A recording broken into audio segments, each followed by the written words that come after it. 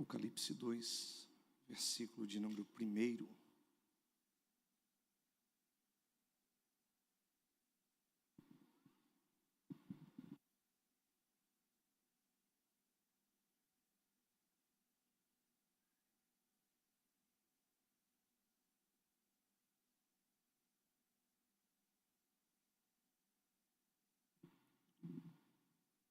Apocalipse capítulo de número 2, versículo de número 1 a seguir, nos diz o seguinte: Ao anjo da igreja de Éfeso, escreve: Estas coisas diz aquele que segura 7 estrelas em sua mão direita e que anda no meio dos 7 candelabros de ouro. Eu conheço as tuas obras e o teu trabalho e a tua paciência, e como tu não podes suportar os que são maus, e tens provado os que dizem ser apóstolos e não são, e descobristes que são mentirosos, tens suportados e tens paciência, e por causa do meu nome trabalhastes e não desfalecestes. Todavia, eu tenho algo contra ti, porque deixaste o teu primeiro amor. Lembra-te, portanto, de onde caístes, arrependa-te e faz as primeiras obras, senão eu virei a ti rapidamente e removerei o teu candelabro de seu lugar, se não te arrependeres. Mas isto tu tens: odeias os atos dos nicolaítas, que eu também odeio. Aquele que tem ouvidos, ouça o que o Espírito diz às igrejas. Aquele que vencer, eu darei de comer da árvore da vida, que está no meio do paraíso de Deus. Tome teu assento, por bondade, em nome do Senhor Jesus. Na semana passada nós iniciamos um estudo aqui, baseado no livro do Apocalipse, e hoje, de fato, nós adentraremos no estudo falando acerca das 7 igrejas da Ásia Menor. O apóstolo João, ele está exilado na ilha de Patmos. O imperador Domiciano se levanta com fúria e, segundo a tradição, diz que na tentativa de calar João, ele envia João para a ilha de Patmos, uma ilha a qual certamente o calaria. Para Domiciano, seria o fim do ministério de João. Talvez até para o próprio João, ele tenha pensado que fosse o fim do seu ministério. João já era avançado de idade, João já estava nos últimos dias da sua vida, quando Deus resolve abrir os céus e arrebatar João em espírito, trazendo ele para uma das maiores revelações da história. Quando João é levado a esta revelação, o próprio Cristo se apresenta a João, falando acerca das coisas que em breve iriam acontecer. É interessante que Cristo, ele não coloca um verbo dizendo que talvez aconteça, mas ele diz que estas coisas iriam acontecer. Cristo se apresenta a João no meio de 7 candeeiros de ouro, 7 candelabros, e os 7 candelabros simbolizavam as 7 igrejas da Ásia Menor. Na terça-feira passada eu falei que Cristo, ele ainda está no meio da igreja, e o que sustenta a igreja é o fato de Cristo estar no meio dela. Na visão em que João começa a ter, João vê Cristo agora glorificado, Os seus cabelos são brancos como a lã, tão brancos como a neve. Os seus pés são reluzentes como latão que fora refinado numa fornalha. Os seus olhos são como chamas de fogo. Da sua boca sai uma espada afiada de 2 gumes. João vê Cristo glorificado.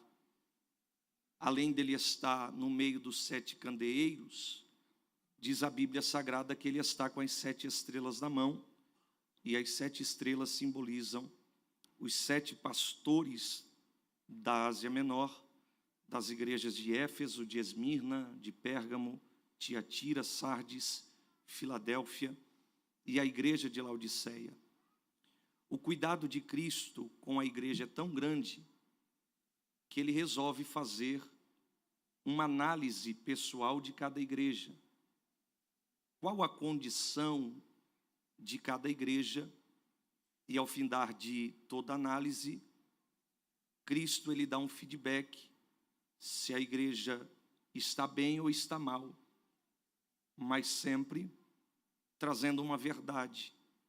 E esta verdade é: ao que vencer, ele será coroado, ele receberá do alimento.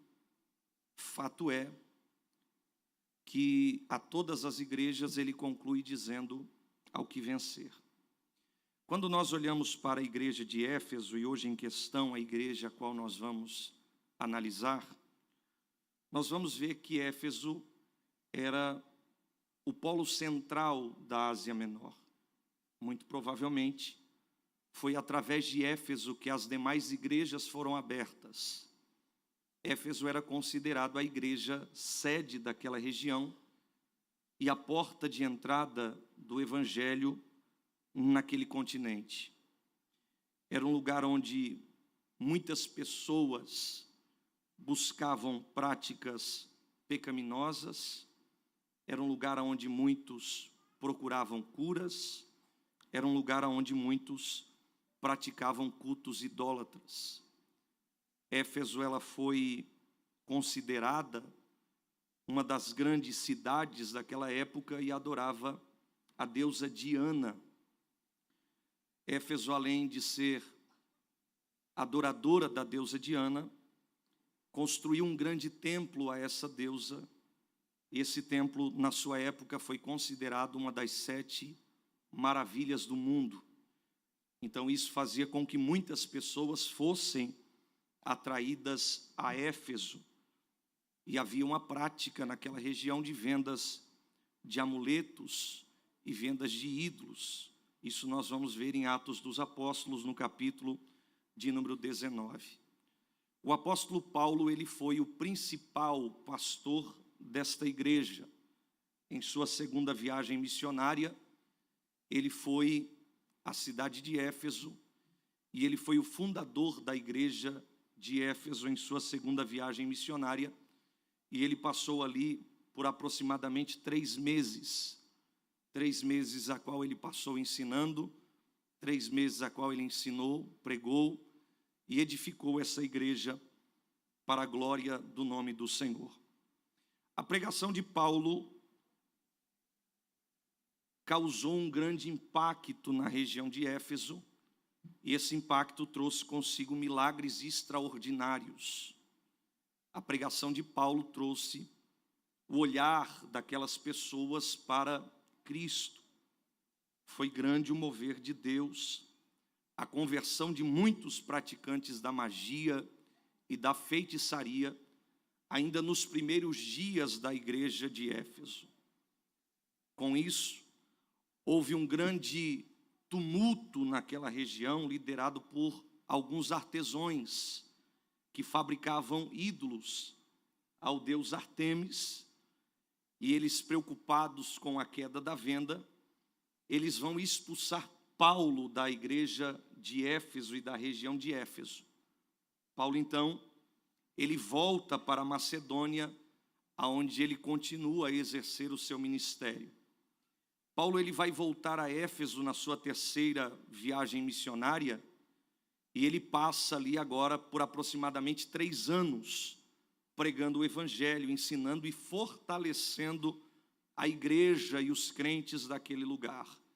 após Paulo deixar a igreja de Éfeso, ele envia o jovem Timóteo para Éfeso, para que Timóteo pudesse pastorear esta igreja. Por que eu estou falando isso? Eu estou falando isso e trazendo a história para que você entenda o nível da igreja de Éfeso. Era uma igreja que ela tinha uma grande qualidade de ensino. Era uma igreja que ela tinha grandes líderes, grandes pastores. Esta igreja ela foi fundamentada na palavra, ela foi fundamentada na verdade. Quando Timóteo é deixado por Paulo na igreja de Éfeso, ele é deixado nesta igreja com a responsabilidade de combater as heresias e também edificar lideranças na igreja de Éfeso. Nós vamos ver isso na própria carta de Paulo a Timóteo, na sua primeira carta, no capítulo de número 1. Então, segundo a história, nós vemos que esta igreja é uma igreja que ela tem uma grande estrutura de líderes, estruturas de ensino e uma grande estrutura espiritual.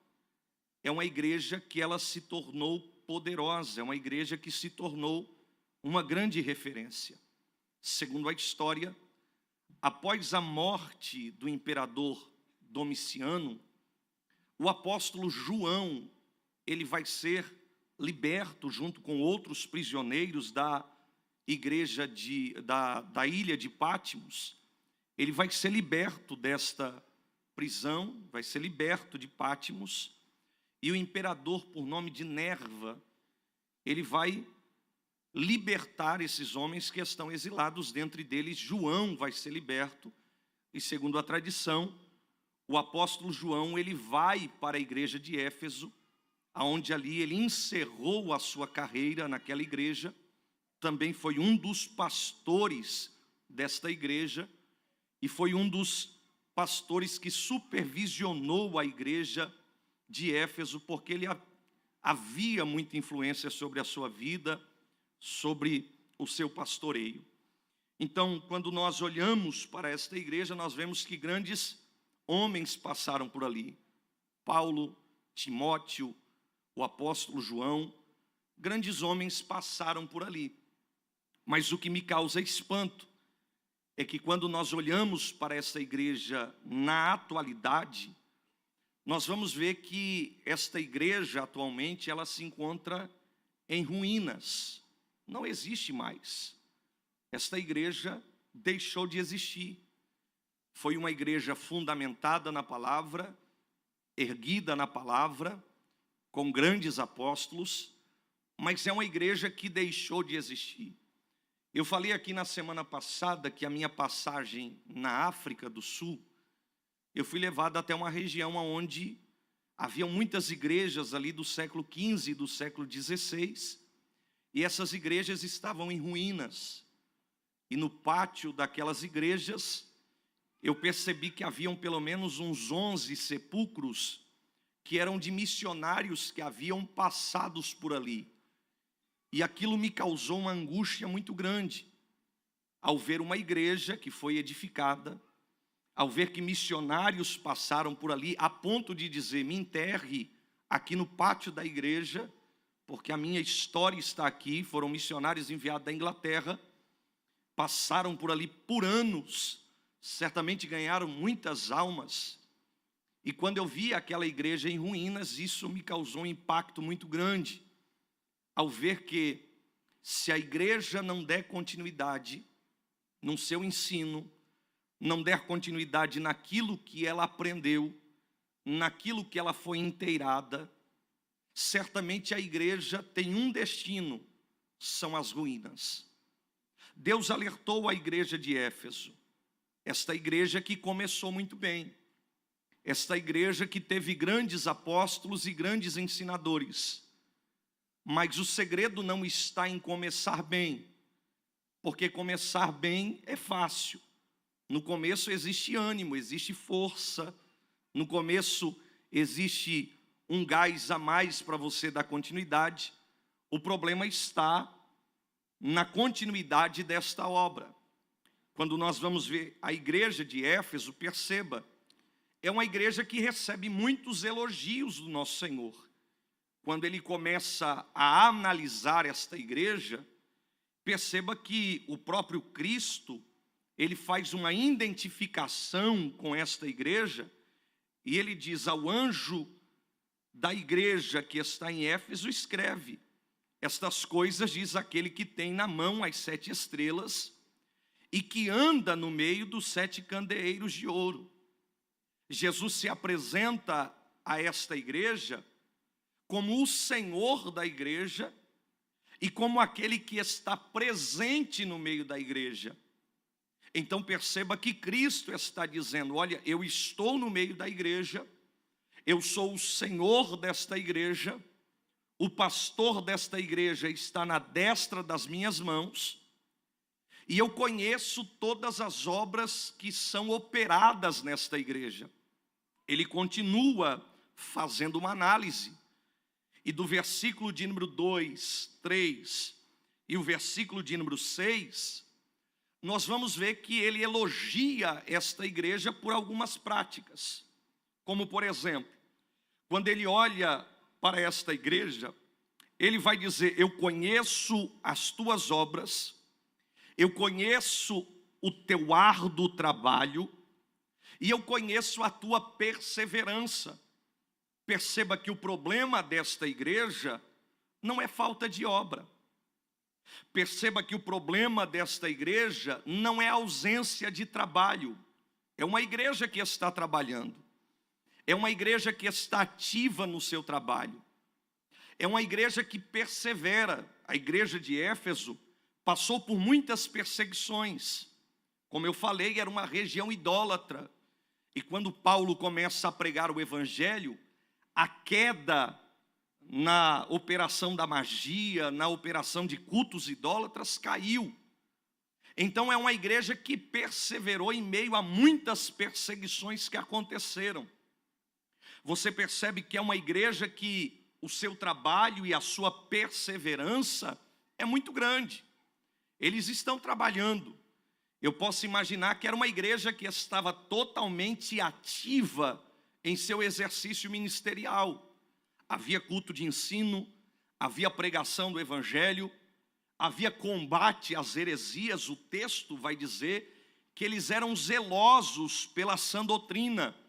Eles zelavam pela palavra da verdade, combatendo os falsos apóstolos, aqueles que se apresentavam em nome de Cristo e não eram de Cristo. Então é uma igreja que ela tem conhecimento da palavra, é uma igreja que teologicamente ela analisa a palavra, ela conhece a verdade e ela combate o falso ensino que é pregado nela. Perceba que o texto diz que eles não toleravam os falsos mestres. Esse não tolerar aqui quer dizer que eles se opunham ao falso ensino. Eram crentes bereanos, que enquanto o pregador estava ministrando, eles estavam analisando as escrituras para ver se a mensagem do pregador estava realmente baseado no texto bíblico. Era uma igreja que ela rejeitava as obras dos nicolaítas. Quem foram os nicolaítas? Os nicolaítas foram grupos de hereges, que eram aqueles que pregavam uma doutrina imoral e corrupta, e eles quiseram trazer o mundo para dentro da igreja, misturando um sistema mundano com um sistema espiritual. Quando os crentes da igreja de Éfeso perceberam que o mundo estava entrando dentro da igreja, eles se levantam e eles agora rejeitam a obra dos nicolaítas. Então você percebe que é uma igreja que está ativa. É uma igreja que tem muitos elogios. Segundo a tradição, Nicolau, que deu a origem aos nicolaítas, ele era um diácono que quis introduzir certos costumes dentro da igreja, e a igreja agora se opõe a ele, porque a igreja conhece a palavra da verdade. A igreja sabe o que é verdade e o que não é. Então, quando eles veem que a igreja está se misturando com o sistema mundano, isso traz preocupação. Espera aí, vamos nos opor, vamos nos posicionar, porque o mundo não pode entrar dentro da igreja. Era uma igreja que estava ativa, era uma igreja que estava em seu pleno exercício ministerial. Mas o versículo de número 4 me choca, todas as vezes que eu leio esse texto, e eu analiso os elogios desta igreja, o versículo de número 4, ele solta do texto com uma repreensão muito grande. E a repreensão a esta igreja é: todavia, eu tenho algo contra ti. Quando Cristo começa a analisar a igreja, quando Cristo começa a ver a condição da igreja, ele primeiro elogia a igreja pelas práticas corretas a qual eles estão tendo. Mas dentro desta análise criteriosa, ele vê algo que não era perceptível aos olhos humanos. Ele percebe algo que está faltando no meio da igreja. Ele diz: todavia, eu tenho algo contra ti, porque deixastes o teu primeiro amor. Perceba, apesar da doutrina da igreja ser forte, apesar da doutrina da igreja ser firme, o texto vai dizer que esta igreja perdeu o amor, ou seja, perdeu a intimidade, perdeu a devoção sincera por Cristo. E isso é algo perigoso, porque aparentemente estava tudo bem, aparentemente era uma igreja que estava trabalhando, que estava combatendo os falsos ensinos, que estava se opondo aos falsos mestres. E aí Jesus agora se apresenta a esta igreja dizendo: eu tenho contra ti que abandonastes, ou nesta versão que está na tela, deixastes o primeiro amor. Muitas vezes eu vejo pessoas cometendo erro teológico ao ler esse texto dizendo que eles perderam o primeiro amor. Perceba que o texto não diz que foi uma perca, o texto diz que foi um abandono. Abandono é uma coisa, perca é totalmente outra. Quando você perde algo, você se dedica a procurar, preocupado com aquilo que você perdeu. Eu lembro de um texto na Bíblia Sagrada, que uma mulher perdeu uma dracma e a primeira coisa que ela fez foi clarear a casa e começar a organizar a casa, procurando diligentemente pela dracma que havia se perdido. Eu lembro que eu estava nos Estados Unidos e a gente estava organizando algumas coisas, e eu lembro que no meio daquela organização eu perdi a minha carteira, e eu fiquei preocupadíssimo. Eu assim, a minha carteira está com meus documentos, está com cartão, tem dinheiro, e eu assim, o que eu faço agora? Eu e minha esposa saímos revirando aquilo que a gente tinha organizado, procurando a carteira que havia se perdido. Passou uma semana, 2, 3, 4, já tinha feito outros cartões, já tinha feito outros documentos, porque eu não achei a bendita carteira, e eu pensei, eu perdi em algum lugar. Quando depois de uns 3 meses a gente foi fazer uma mudança, e no meio da mudança, quando foi tirar o colchão da cama, estava entre o colchão e o estrado da cama a minha carteira.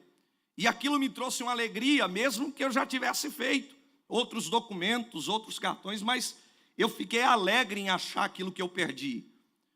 Porque ninguém projeta perder alguma coisa. E quando você perde alguma coisa, logo você sente falta. Porque se você sentiu falta de algo que você perdeu, é porque aquilo era importante para você. Agora, esta igreja, ela não perdeu o primeiro amor. Perceba que o texto diz que ela abandonou o primeiro amor. Abandono é diferente de perca. Abandono é eu dizer, eu vou deixar aqui de lado, porque para mim não serve mais. E eu vou seguir para outro rumo, eu vou seguir por outro caminho. Perceba que esta versão vai dizer que deixou, ou seja, deixou o primeiro amor de lado. Mas é uma igreja que continua trabalhando. É uma igreja que continua se opondo aos falsos profetas.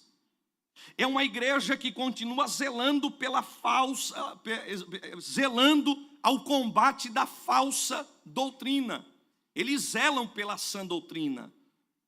Perceba que Jesus então repreende dizendo, eu tenho contra ti que deixastes o teu primeiro amor. O que é o primeiro amor para o crente?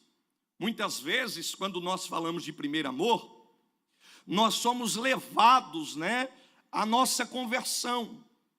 Porque de fato, na nossa conversão, nós vivenciamos um primeiro amor.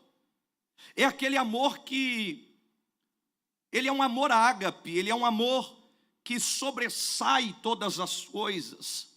Não existe adversidade, não existem situações.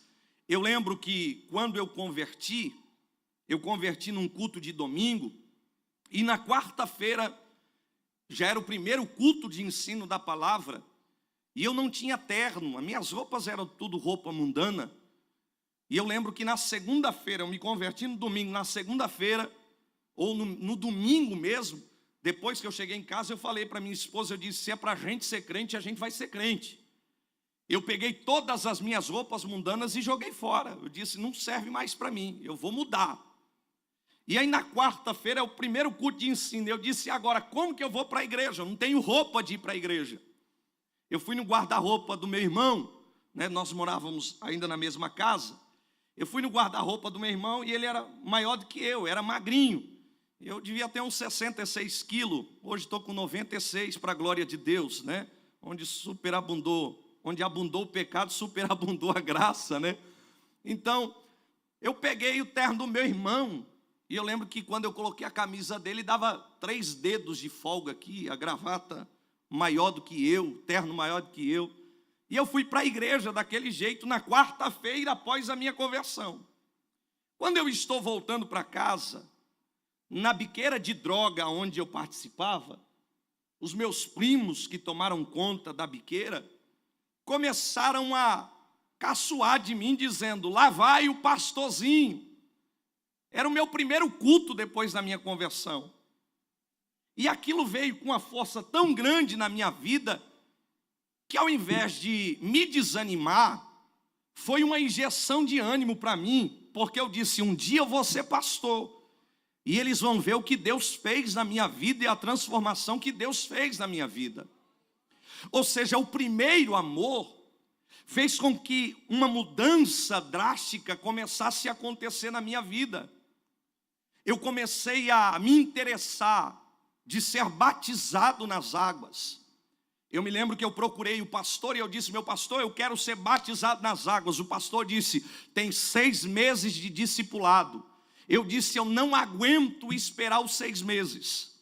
O senhor tem que me batizar agora. Ele disse, não, é norma. Você tem que passar pelo discipulado. Mas eu fui tão insistente, todo culto que eu chegava eu dizia, pastor, eu quero ser batizado. Porque eu sabia que ia ter um batismo em 2 meses. E eu disse, eu preciso ser batizado nesse batismo. Que o pastor, ele disse, então vamos fazer o seguinte, eu te batizo, e você se compromete a fazer o discipulado depois. Eu, perfeito, eu me batizo e eu faço o discipulado. O pastor me batizou nas águas. Quando eu fui batizado nas águas, que eu subi das águas, o Espírito Santo me batiza. Ele me enche. Era um mês frio, um mês quente. E eu saí daquela, era um mês frio, mês de setembro, mais ou menos agosto ou setembro. Era um mês frio em Santa Catarina. Só que quando eu saí das águas, eu senti o meu corpo como se estivesse pegando fogo. Eu fui para casa, tomava banho gelado e vinha para frente do ventilador, para que o meu corpo se refrigerasse. O Espírito Santo me batizou naquele meu primeiro amor, na primeira entrega. Então, o que eu quero dizer com isso? Todas as vezes que a gente fala de primeiro amor, muitas vezes a gente é levado à nossa conversão, ao nosso primeiro ano na fé, ao nosso primeiro momento na fé. É aquele momento em que você se entrega. É um momento em que você não vê dificuldades, que você não vê barreiras. Você quer ter experiências com Deus. E aí você começa a ter experiências com o Senhor. Eu me lembro que eu tinha uma motinha vermelha, uma parecida com a Pop 100, mas era uma Dafra na época. Eu tinha a única motinha que eu tinha para mim andar para lá e para cá. E eu lembro que um dia eu estava numa avenida, e eu estava a uns 90 por hora, estava com a moto no máximo. Quando um rapaz bêbado fechou a minha frente, eu bati na lateral do carro dele. Eu me lembro que eu voei da moto uns 10 metros talvez, e eu bati com o joelho no chão. Quando eu caí, eu saí rolando, eu me levantei, e eu era novo convertido. Ainda o velho homem queria dominar. O velho homem veio em mim e disse: mata ele. No que o velho homem veio, uns primos meus apareceram e disseram: vamos matar ele. Aí eu disse: pronto, agora o negócio piorou mesmo. E aí quando eu fui em direção ao carro desse cidadão, o Espírito Santo veio ao meu coração e disse: não faz nada, te aquieta, se senta aí. E eu sentei. Quando eu sentei, eu vi que o meu joelho estava todo estourado. E aí veio uma paz tão grande no meu coração, e eu não estava entendendo o que estava acontecendo. Eu disse: o que está acontecendo? Eu estou com paz, eu não estou com raiva dele. Ele me causou um mal, mas eu não estou com raiva dele. Passou 2 semanas, eu ia precisar fazer uma cirurgia no joelho. Eu estou dentro da igreja, Deus usa um pastor dizendo: eu te livrei da morte. E para provar que eu sou o teu Deus, eu te curo agora. Eu lembro que eu apaguei, como se tivesse tomado uma anestesia geral. E quando eu levantei, o meu joelho já estava normal. Ele estava desse tamanho, ele desinchou, ele ficou normalzinho.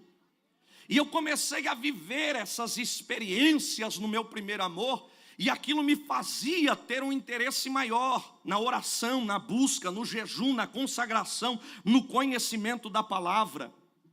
Então esse primeiro amor é o amor puro, é o amor apaixonado por Jesus no começo da sua conversão. Esse primeiro amor é o amor que nos move para a oração, nos move para a adoração, nos move para a obediência, nos move para uma busca sincera ao nosso Deus. Esta busca, ela é uma busca cheia de fervor, cheia de intimidade, cheia de dependência. É o primeiro amor que nós estamos vivenciando. Só quem já viveu isso daqui verdadeiramente sabe do que eu estou falando. Aquele amor intenso, que não existia o cansaço, e você dizia mais ou menos assim: eu passava a madrugada toda na balada, então eu não me importo de passar a madrugada em vigília buscando ao Senhor. É aquele primeiro amor que você não se preocupa com que hora que o culto vai acabar. É aquele primeiro amor que você não se importa se é culto de terça, de quinta ou de domingo, mas você quer estar na igreja adorando ao nome do Senhor. É aquele amor de interesse, aquele amor que é movido não só pelo dever, mas ele é movido pelo prazer de estar na presença do Senhor. Só que quando Cristo, ele vem a esta igreja, ele diz: você abandonou o primeiro amor. O que Cristo está dizendo a esta igreja? Lembra aquele fervor que você tinha no começo? Lembra aquele interesse que você tinha e o prazer que você tinha de estar na minha presença? Lembra de quando você obedecia sem questionar? Lembra de quando você se dedicava em oração, se dedicava a me conhecer mais na intimidade? Lembra? É o que Cristo está dizendo a esta igreja. Todavia, eu tenho contra ti que você abandonou o primeiro amor. Você deixou o primeiro amor. Então nós estamos vendo aqui que o abandono não foi uma perca, o abandono foi uma decisão. ou talvez uma omissão. E isso, infelizmente, acontece com muitas pessoas diariamente. Pessoas que perdem o interesse pelas coisas espirituais. Para você trazer alguém ao culto, você precisa prometer a ela que Deus vai fazer alguma coisa. Você precisa dizer para ela: vamos para o culto, que Deus vai ter uma cura lá para ti. Deus tem uma palavra, Deus vai usar o profeta tal para falar com você.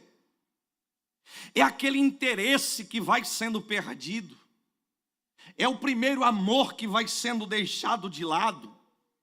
Pastor, mas como é possível abandonar o primeiro amor? Eu estou na igreja terça, eu estou na igreja quinta, eu estou na igreja domingo de manhã, eu estou na igreja domingo à noite. Mas isso não é a questão. A igreja de Éfeso era uma igreja que tinha elogios, trabalhava. Era uma igreja que combatia os falsos ensinadores.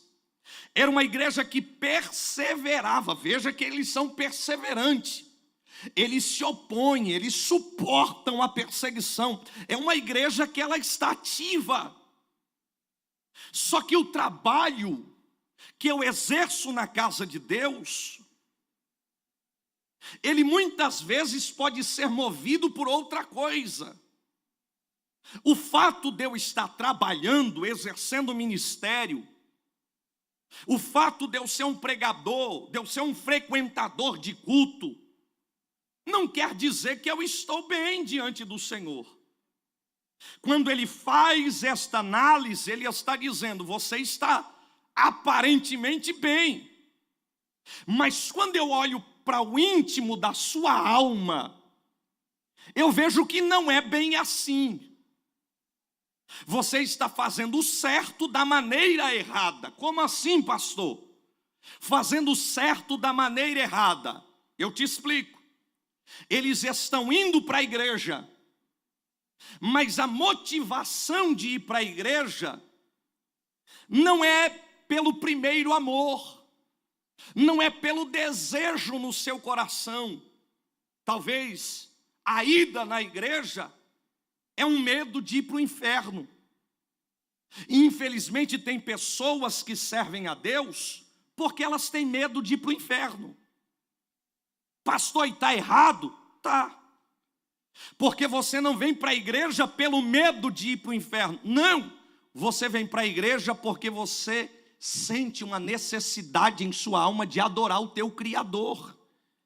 E por adorar o teu Criador, você já está livre do inferno. Então existem pessoas que vêm para a igreja, mas a motivação que traz ela para a igreja é uma motivação errada. Quando que isso acontece, pastor? Quando o serviço na igreja, ele substitui o relacionamento. Vamos lá, tem pessoas que trabalham muito na igreja. Tem pessoas que você falar para ela aqui, ó, eu quero você 5 horas da manhã na igreja. Ela vai estar 5 horas da manhã na igreja. Se você fala para ela, eu preciso que você limpe a igreja, ela vai limpar a igreja e vai deixar a igreja um brinco. Se você falar para ela, olha, eu preciso que você organize as cadeiras, eu preciso que você limpe o banheiro, vai fazer e perfeito. Só que muitas vezes o serviço substituiu o relacionamento. E Cristo não está interessado no serviço, Cristo está interessado no relacionamento. Tem pessoas que trabalham, vêm na igreja, servem a igreja, mas não tiram 5 minutos de oração na presença do Senhor. Abandono do primeiro amor. Você está trabalhando, você prega, você canta, você exerce, você traz água para o pastor, você faz tudo na igreja. Mas você não mantém um relacionamento com o dono da igreja. Abandono do primeiro amor. O serviço substituiu o relacionamento. Quando, pastor, que eu abandono o primeiro amor? Quando se faz muito para Cristo, aleluia, mas se passa pouco tempo com Cristo. Tem gente que faz muito para Cristo. Você olha e diz, que obreiro, que exemplo de obreiro, porque você está olhando somente o físico, o que ele aparenta. chega na igreja cedo, abre a igreja, organiza a igreja, liga o ar-condicionado para deixar o ambiente agradável. Ele faz muito para Cristo, mas ele passa pouco tempo com Cristo. Não tem tempo de relacionamento, não tem tempo de oração, não tem tempo de leitura da palavra. Abandono do primeiro amor. Você deixou o primeiro amor, você abandonou o primeiro amor. Pastor, quando que acontece o abandono do primeiro amor? Quando a doutrina é correta, mas o coração está frio, está apático. Você mantém a sua vida por aparência. Você vem para a igreja por aparência, para mostrar para A, para B que está tudo bem, mas não está tudo bem. O Senhor que conhece o seu coração nesta noite está dizendo para você: é tempo de voltar aonde você abandonou o primeiro amor e resgatar a essência desse amor. Quando que eu abandono o primeiro amor, pastor? Aleluia! Quando a rotina da nossa vida, meus irmãos, é estar na igreja, mas o interesse que nos leva a isso é algo mecânico. Eu me torno alguém mecânico, eu estou como no piloto automático. Piloto de avião, ele decola o avião e aí ele bota no piloto automático, ele vai daqui até a América sem fazer nada. E aí só lá que ele tem que ativar de novo para ele fazer o pouso. Tem pessoas que estão vivendo no piloto automático. Ele vem para a igreja, vai para casa, vem para a igreja, vai para casa. E o seu relacionamento diário não existe. No primeiro amor ele acordava de madrugada, 3 horas da manhã. Campanha de 21 dias de oração. Só que a rotina agora está prejudicando o propósito. Quando a rotina espiritual ela se torna mecânica e sem paixão. Não, eu tenho que estar na igreja, eu vou para a igreja. Abandono do primeiro amor. Quando a atividade ministerial toma o lugar da nossa devoção pessoal. Sabe o que eu mais vejo dentro da igreja e eu fico abismado? Eu fico assustado. E eu fico incrédulo em certo momento. Porque para mim, desculpa a minha sinceridade, para mim, pastor Juliano, queira você goste ou queira não, mas para mim é o meu pensamento, um crente que não tem prazer de orar na igreja, me perdoe, eu não acredito que ele tem prazer de orar na casa dele.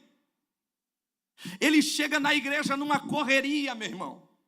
Ele chega num movimento tão grande que o momento de oração, às vezes ele nem ora, ele chega e já se senta. Ele não tira nenhum momento de oração antes de começar o culto.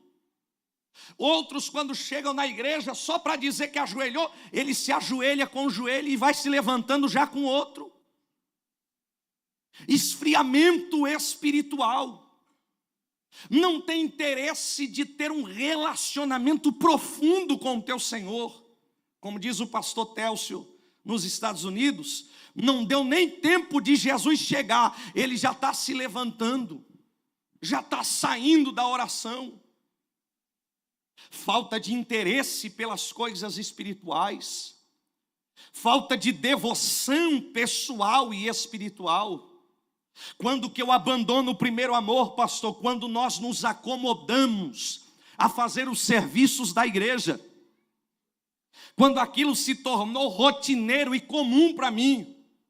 É comum eu ir na igreja, eu trabalhar, eu exercer, eu cantar, eu fazer parte do conjunto. É comum para mim. Quando, pastor, que eu abandono o primeiro amor? É bom esse silêncio, porque a gente vai pensando e analisando como estão as nossas vidas diante do Senhor. É bom que a gente analise como nós estamos diante do Senhor. Quando que eu abandono o primeiro amor, pastor? Quando você faz o que é correto, mas a motivação, ela é errada. Lembra de Davi? Davi, quando assumiu o reino de Israel, Davi ele teve uma atitude muito linda. E a gente diz, não, Davi quando foi reinar sobre Israel, ele teve uma atitude correta. Qual foi? Buscar a presença do Senhor. Davi disse, olha, eu não reino sem a presença, eu não lidero sem a presença, eu não governo sem a presença. Davi teve a atitude certa, mas a maneira pela qual ele foi buscar ao Senhor foi errada. Ele leva uma carruagem nova, coloca a presença de Deus sobre uma carruagem, e a Bíblia diz que no caminho os bois tropeçam, a arca pende e o zar é morto.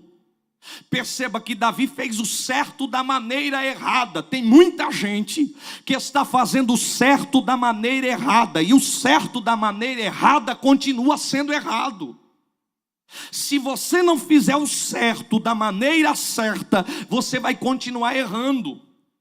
Se a tua motivação de vir para a igreja é esperar que Deus faça algo sobrenatural na sua vida, e que Deus te mova a oração, você está perdendo o seu tempo. Por quê?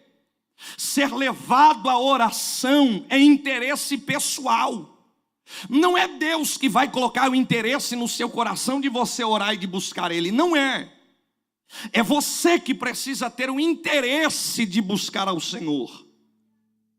Eu li hoje de manhã na consagração aqui, que quando Deus aparece a Asa, ao rei Asa, ele diz, olha, se você me buscar, você vai encontrar. Porém, se você não me buscar, você vai me abandonar e eu não me apresentarei para você. Ou seja, Deus, ele está disposto a ter um relacionamento conosco.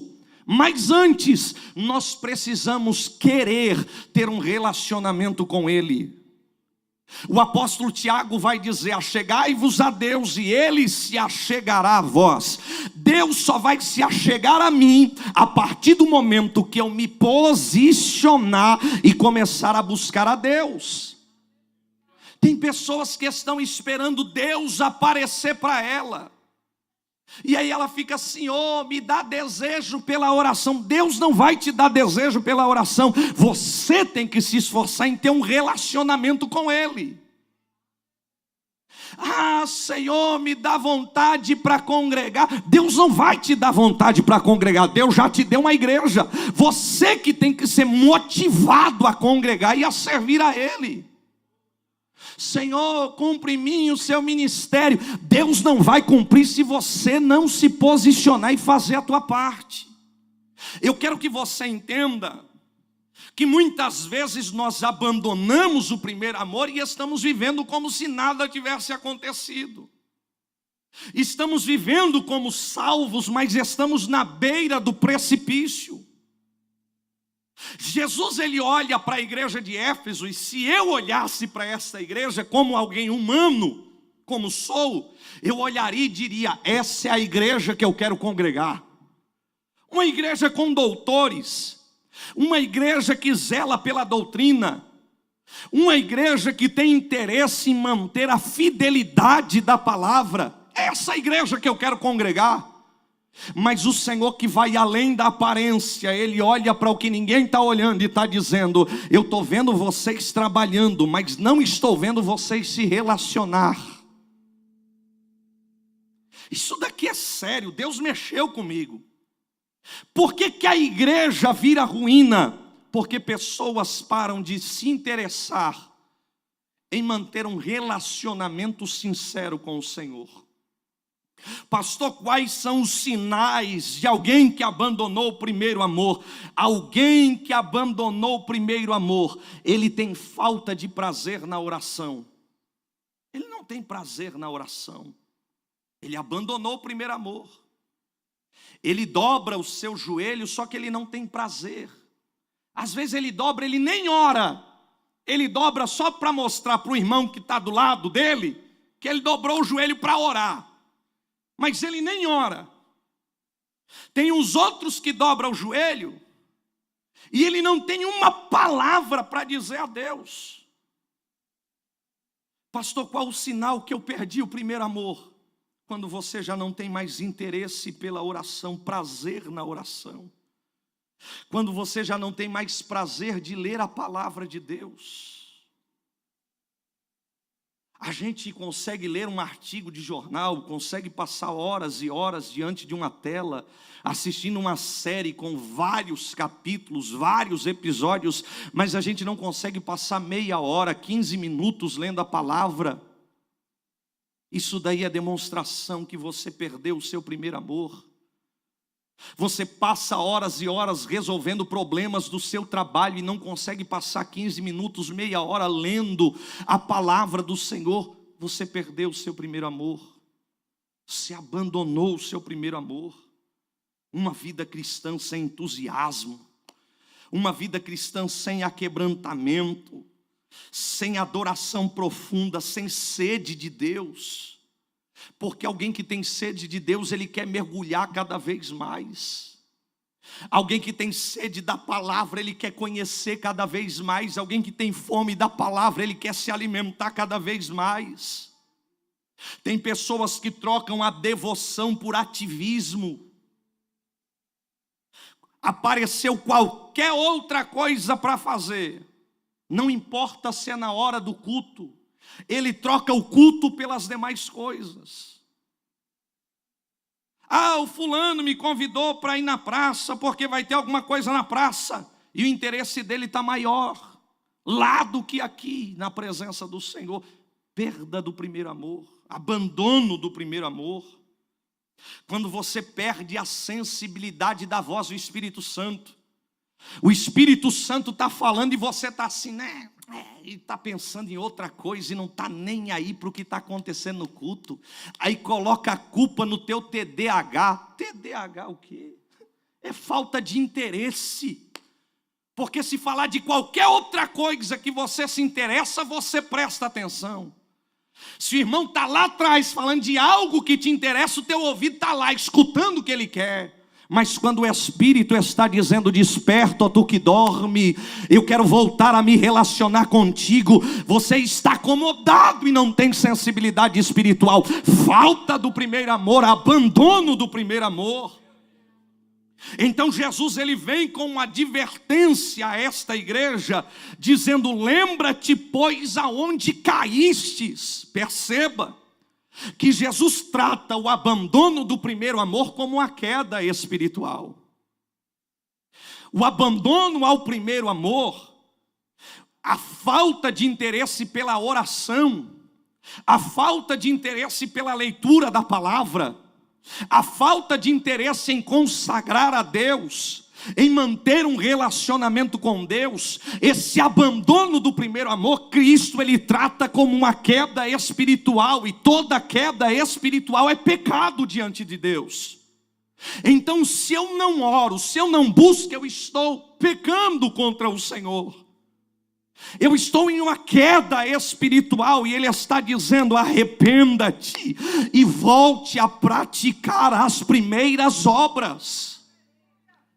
Perceba que ele diz, você caiu, você pecou, você errou, e é preciso que tenha um arrependimento. O que é um arrependimento? É uma metanoia. O que é metanoia? É uma mudança de atitude, uma mudança de comportamento. Hoje você não está orando, mas a partir de hoje você vai se posicionar e dizer, eu vou me levantar, eu vou voltar a orar de madrugada, eu vou voltar a ler a palavra, eu vou voltar a consagrar, jejuar. Isso é um arrependimento de verdade. Você se arrependeu e está mudando o direcionamento da sua vida. Lembra-te, pois, de onde caístes. Arrependa-te e volte a praticar as primeiras obras.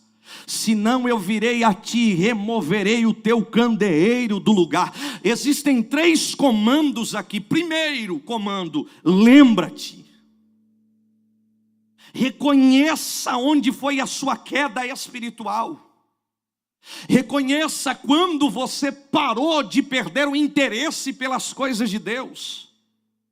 Reconheça onde foi que você caiu.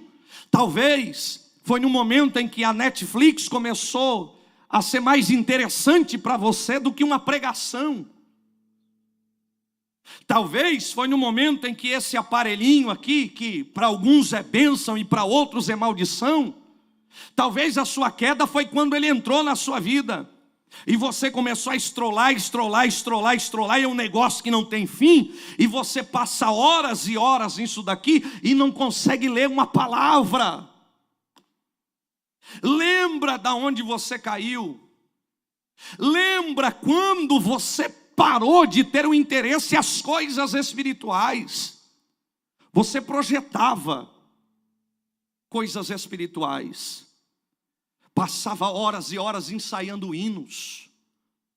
Passava horas e horas lendo a palavra, dizendo: eu vou ganhar uma oportunidade. Oh, saudade, pastor Davi. Eu lembro quando eu era pequeno, eu ia para a igreja e eu olhava para o altar, os obreiros estavam com um dedinho no meio da Bíblia.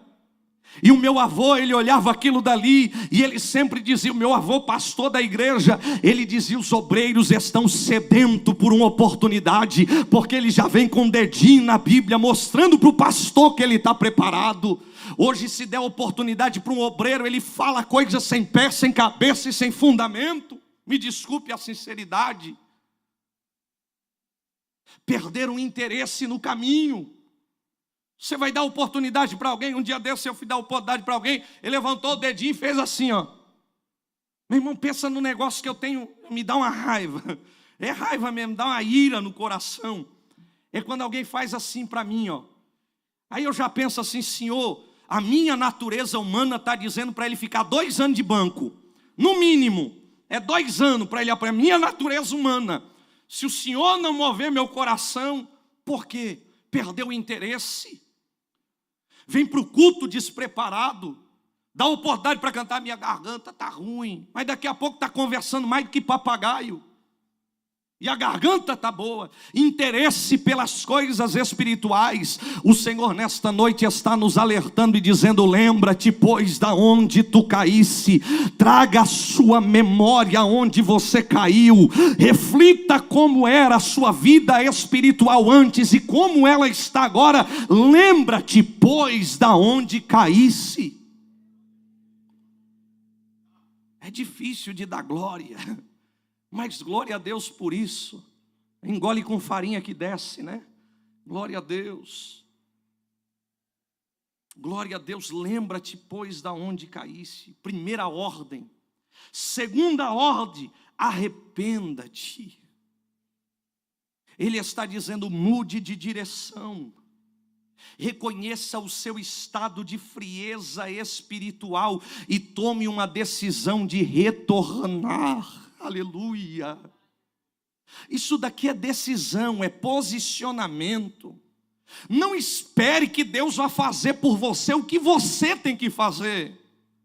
Tem pessoas achando que o anjo vai aparecer para ele, pegar ele pela mão e dizer: ô fulano, eu vou te levar para a oração, eu vou colocar as palavras na sua boca. Não! A decisão é sua, se você permanece do jeito que você está, ou se você vai se levantar, sacudir a poeira do seu corpo e dizer: eu vou voltar a buscar como eu buscava antes, eu vou voltar a orar como eu orava antes. Consagração você não faltava, oração você não faltava, jejum você não abria mão. Jesus está dizendo: lembra-te da onde caísses, arrependa-te. E a terceira ordem aqui: volte às primeiras obras.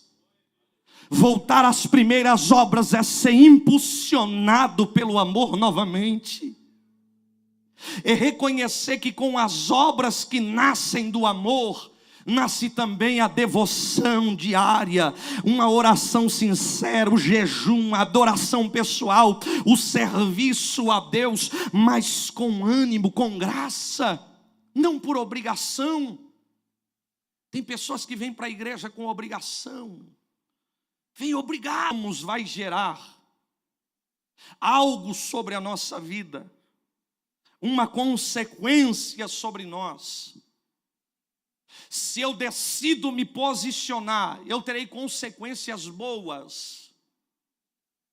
Porém, se eu negligencio, existem consequências para a minha negligência. Perceba que a ameaça que Cristo faz, e é uma ameaça séria.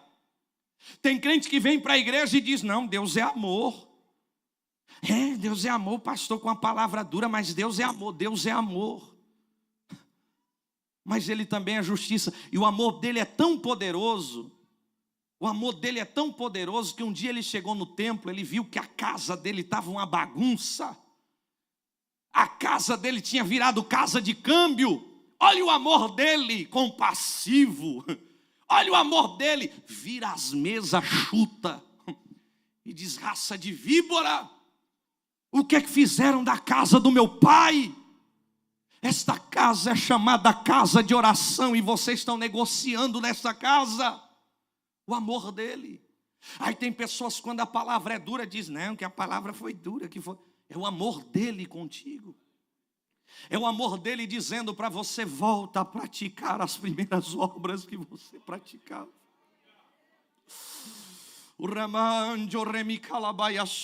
Eu sinto a graça de Deus aqui. E ele diz que existe uma consequência pela negligência, e a ameaça dele é séria. A ameaça que ele faz é de perder a presença e a luz de Cristo como igreja. Eu removerei de ti o teu castiçal. É como se ele estivesse dizendo: se você permanecer do jeito que você está, você vai estar na igreja, mas não vai fazer parte da igreja. Isso daqui é sério.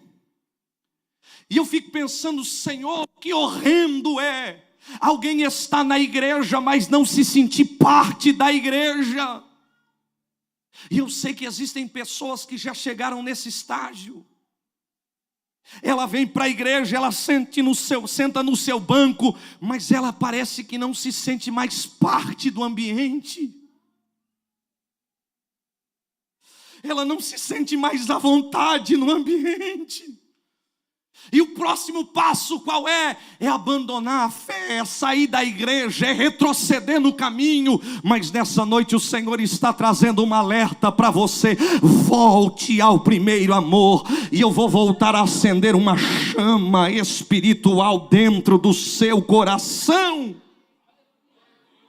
Não perca o brilho, não perca a autoridade, não perca a presença do Espírito, não perca a reverência espiritual. Volte enquanto há tempo. Jesus está nesta noite nos alertando e dizendo: volta a fazer com amor, com prazer, com dedicação, não por obrigação. Aleluia.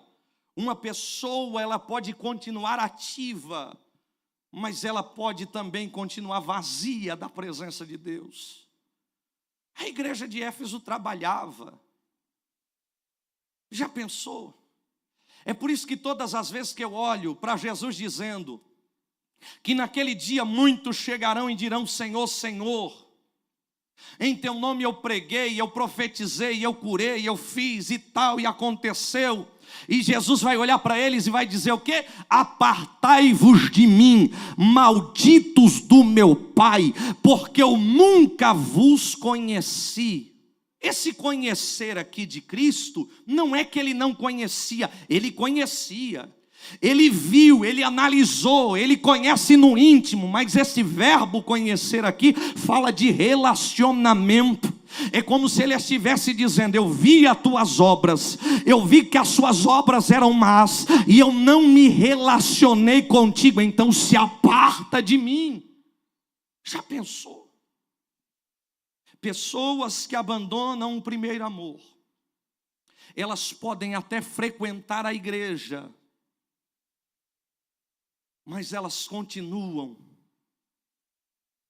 aleluia, não fazendo parte da igreja. Isso é pesado.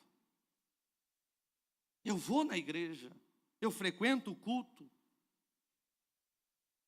eu assisto o culto. Tem gente que é só telespectador, ele só vem para assistir culto mesmo.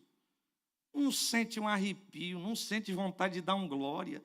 Não sei, ele vem, ele fica apático, vem para conversar, para mexer no celular, para ficar no Instagram, para ficar falando com o outro, ele vem para fazer qualquer coisa, menos para uma devoção sincera ao Senhor.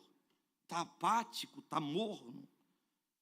Mas Jesus, ele conclui fazendo uma promessa, e a conclusão de Jesus é: ao que vencer, aleluia, eu dar-lhe-ei de comer da árvore da vida que está no paraíso de Deus.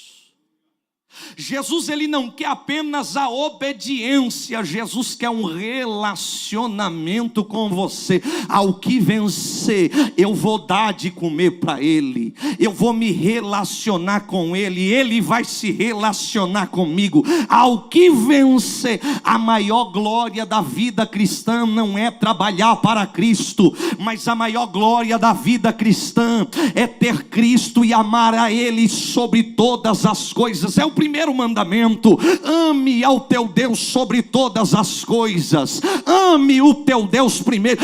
Esse é a verdadeira glória do crente, é amar a Deus, é servir a Ele com amor, com fervor, com adoração. Esse é um crente cheio do Espírito Santo, esse é o verdadeiro relacionamento. Ele está dizendo: se você voltar, se você se arrepender, se você começar a praticar as primeiras obras, eu volto a me relacionar contigo. Você vai voltar a sentir o meu Espírito Santo, você vai voltar a falar línguas estranhas, você vai voltar a ler a palavra e chorar quando você está lendo a palavra, você vai voltar a descer na oração, a acordar pela madrugada, a descer nas madrugadas. Deus vai voltar a abrir o céu sobre a tua vida, revelar coisas escondidas e profundas sobre você. Mas para isso você precisa voltar. Volte agora, volte hoje, não deixe para amanhã. O Senhor está dizendo: se posiciona na minha presença, porque ao que vencer, eu dar-lhe-ei de comer da árvore da vida. Jesus é o maior interessado em restabelecer esta comunhão, Ele é o maior interessado. Aleluia. Se coloque sobre os teus pés, o horário se foi. Aleluia.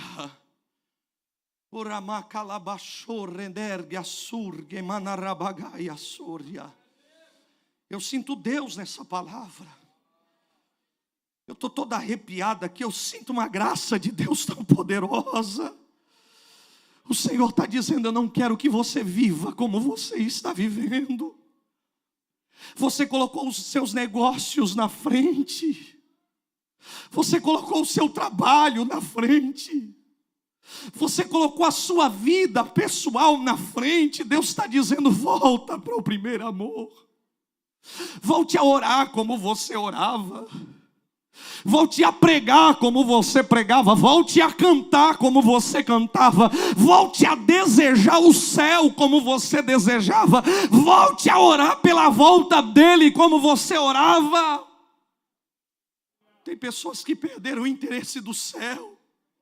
Não se prega mais sobre o céu, não se prega mais sobre a eternidade, é só sobre a terra. Estamos fazendo a nossa vida como se nós fôssemos viver aqui eternamente, mas a vida eterna não é aqui. Nós só estamos de passagem. Ao que vencer, aleluia, ao que vencer, Ele dará de comer da árvore da vida. Eu preciso orar por você nessa noite. Eu preciso orar por você nessa noite. E eu quero que você saia do seu lugar com sinceridade, com humildade. Reconheça o teu estado. É o primeiro ponto. Reconheça a tua miséria, reconheça o teu estado, se posicione, diga: da maneira que eu estou não dá para ficar. Jesus está dizendo: corra pela sua alma. O meu horário se foi, mas eu quero sair daqui orando por você. E eu quero que você saia do seu lugar e venha aqui na frente. Talvez você trabalha muito na igreja e você está até com vergonha, dizendo: se eu for lá, o que eles vão pensar? O que eles vão pensar? É melhor o que Cristo pensa de você. Você já não ora mais como você orava. Você já não jejua mais como você jejuava. Você já não tem interesse mais como você tinha pelas coisas espirituais. Jesus está dizendo: eu tenho um encontro contigo hoje aqui. Escapa pela tua alma, diz o Senhor. O rabancho revante remia calabaiaçu. Nembronje clavas timindergia soramanya cancho hoflai astoriamas. Neue camandoro flor gende chiancho manda che to fai astergian dobro monda calabancho hevanassi. Romondo calamanchergia so heblamancho rama calabaio sobramanto refai. De camancho roblomante que assaio no bramancho revas. Eu sinto graça de Deus aqui. Deus quer restaurar o relacionamento contigo. Mas o primeiro passo quem tem que dar é você. Achegai-vos a Deus e Ele se achegará a vós. Você vai voltar a acordar de madrugada e dizer: eu vou para a oração, eu vou buscar a Deus. Aleluia, você não vai ser mais vencido pelo cansaço, pelo sono, pela fadiga. Deus te fez tantas promessas e Ele está dizendo: as promessas ainda estão em pé. Se posicione, volte ao primeiro amor, pratique as primeiras obras. O Ramaia cancho rebremindigia sorrabaia calabaia soria. Você vai voltar a colocar as coisas de Deus em primeiro lugar. Vai voltar a ser prioridade para você. Tem pessoas que precisam estar aqui. Você precisa estar aqui. Há quanto tempo você já não fala mais língua estranha? Tá normal? Tá bom o jeito que você tá? Não sente mais a presença. Você sonhava com o céu. Você recebia revelações de Deus. Está bom do jeito que está. Deus está dizendo: eu quero voltar a me relacionar contigo de uma forma tão íntima, que eu vou rasgar o céu sobre a tua vida. E você vai voltar a sentir o céu tão perto de você. Oh Senhor, aqui estão essas vidas diante do altar. A tua palavra nesta noite foi ministrada, Senhor, e ela não volta vazia sem antes fazer o que lhe apraz. Eu sei que existem vidas aqui, Senhor, que estão arrependidas e reconhecem, Senhor, o seu estado de queda. Reconhece, Senhor, as suas falhas, os seus erros e as motivações, ó Pai, erradas que o traz à tua casa. Mas nessa noite, Senhor, com uma atitude louvável, eles estão diante do altar querendo recomeçar. Eles estão diante da tua presença querendo, Senhor, um relacionamento mais profundo, mais sincero e mais íntimo com o Senhor. Eles estão dando o primeiro passo, Senhor, e reconhecendo que precisam de Ti, precisam da Sua misericórdia. Eu peço, amigo Espírito Santo, abrace-o nesta hora. Abrace-o nesta hora, Espírito Santo. Venha sobre ele, venha sobre ela. Restaure, Senhor, o altar da comunhão, o altar da consagração, o altar da oração. Restaure, Senhor, aquilo que está quebrado, aquilo que está fora do lugar. Coloque no seu devido lugar. Que o Senhor, ó Deus, através do teu Santo Espírito, os fortaleça, os avive, os renove para a glória do teu nome. O rabancho rena calamancho revlassi. De brimindigindo cofargan chorginde calabancho revlaia sergianácia. Há brasas vivas sendo derramadas no altar. E o Espírito Santo de Deus está ministrando ao meu coração, dizendo que Ele está retirando toda a iniquidade, e Ele está descendo com graça sobre a tua vida.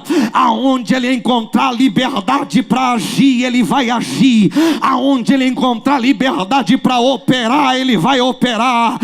Chame a presença dEle, deixe Ele restaurar. Ele está dizendo: eu renovo, eu exalto, eu levanto e eu mostro um novo caminho, uma nova direção. Deus está dizendo nesta noite: eu estou mudando o teu rumo, a tua direção, e estou te levando a um lugar mais íntimo na minha presença. Há um primeiro amor sendo restaurado, há uma graça do